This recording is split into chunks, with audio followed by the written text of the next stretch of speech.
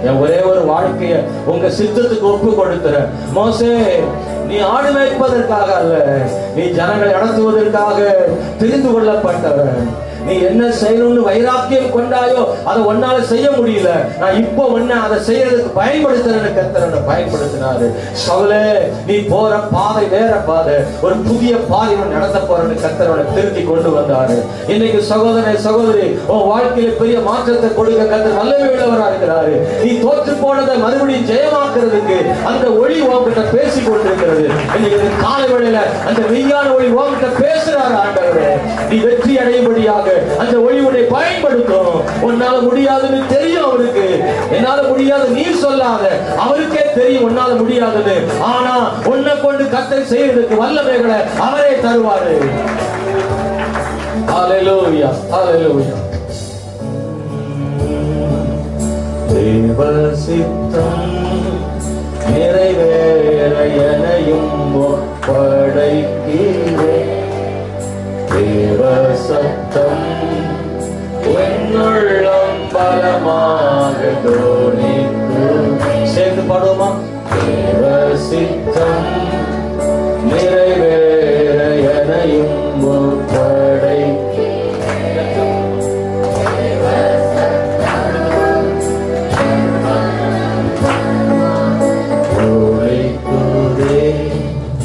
உன்னை போல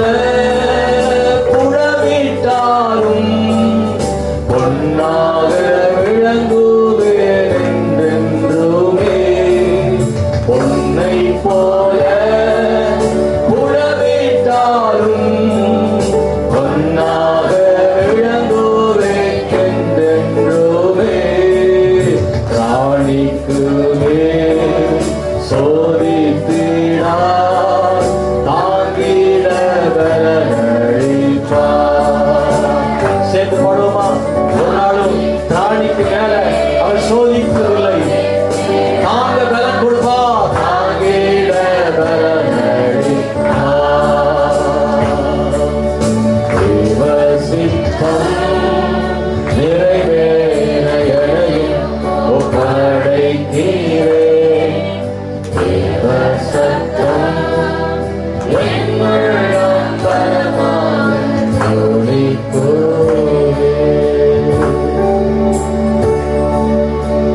தேவ சித்தம் நிறைவேற எனையும் ஒப்படைக்கிறேன். தேவ சத்தம் என் உள்ளம் பலமாக தோனிக்கும். தேவ சித்தம் நிறைவேறும். இந்த ஊழியத்துல என்ன ஒப்பு கொடுக்கிறாப்பா ஆண்டவர், உங்களுடைய சித்தம் நிறைவேற ஒப்பு கொடுக்கிறாங்க. என்னுடைய பலம் பலவீனம் எனக்கு பெருசு இல்லை. நான் ஒப்பு கொடுத்தா உங்க பலம் என் மேல இருக்கும், உங்க வல்லமை என் மேல. நாங்க எல்லாரும் இந்த காலையில ஒப்பு கொடுத்து ஜெபிக்கிறோம். பரலோகத்தின் பிதாவே, சர்வ வல்லமை உள்ளவரை ஒவ்வொருவரை கர்த்தர் ஆசீர்வதியும். இந்த அதிகாலை வேளையில் நாங்கள் ஆராதனை செய்ததை கர்த்தர் கவனிப்போம். அப்பா, உங்க வசனம் வல்லமையானது. மனிதனை சந்திக்கும் அந்த ஒளி, மெய்யான அந்த ஒளி, பவுலை மாற்றி அந்த ஒளி, மோசையை மாற்றி அந்த ஒளி, எந்த மனுஷனையும் பிரகாசிப்பிக்கிற அந்த ஒளி, எந்த மனுஷனையும் பிரகாசிப்பிக்கிற அந்த மெய்யான ஒளி எங்களை பிரகாசிப்பிக்கிறபடி நான் சொல்றேன். ஹல்லேலூயா. எந்த மனுஷனையும் பிரகாசிக்க முடியாது என்று சொல்லுகிற எந்த மனுஷனையும் பிரகாசிக்க வைக்க முடியும். இந்த இடத்துல இந்த கால வேளையில இந்த ஆராதனைக்கு வந்திருக்கிற பிள்ளைகள் ஒவ்வொருவரை கர்த்தரை பிரகாசிக்க பண்ணுங்க. மோசையை போல, பவுலை போல பிரகாசிக்க பண்ணுங்க. பிரகாசிக்க பண்ணுங்க. உங்களுடைய பிள்ளைகள் பிரகாசிப்பதற்கு என்ன தடை இருந்தாலும் அதை மாற்றுங்க. நம்பிக்கையின்மை, சோர்வு, களைப்பு, கோபம், வெறுப்பு எல்லாம் மாறட்டும். நீர் விரும்பும் பாத்திரமாய் மாற்று ஆண்டவரே. நீர் விரும்புகிற பாத்திரமாக்குவதற்கு மாற்றும் ஆண்டவர். எவ்வளவு கிருபையா சவுலோடும் மோசையோடும் கிருபையால திரும்ப திரும்ப அவங்களோடு பேசிக்கொண்டே இருந்தீரையா. அவங்கள் மாறுவரை அவ்வளவு நீடிய பொறுமையோடு இருந்தீரையா. எங்க மேலையும் அவ்வளவு நீடிய பொறுமையாயிருக்கும். நீர் விரும்பும் கருவியாய் எங்களை மாற்றி அருளும் அப்பா. மோசேயை போல பவுலை போல நாங்கள் ஏதாவது உமக்கு சித்தமில்லாமல் செய்திருந்தால், உண்மை கோபப்படுத்தியிருந்தால் எங்களை மன்னித்தருளும். உங்க விருப்பப்படி பாத்திரமாக மாற்ற பயன்படுத்துங்க. எல்லாருடைய வாழ்வில் நன்மை வழி நடத்துங்க. இயேசுவின் நாமத்தில் ஜெபிக்கிறோம் எங்கள் பிதாவே.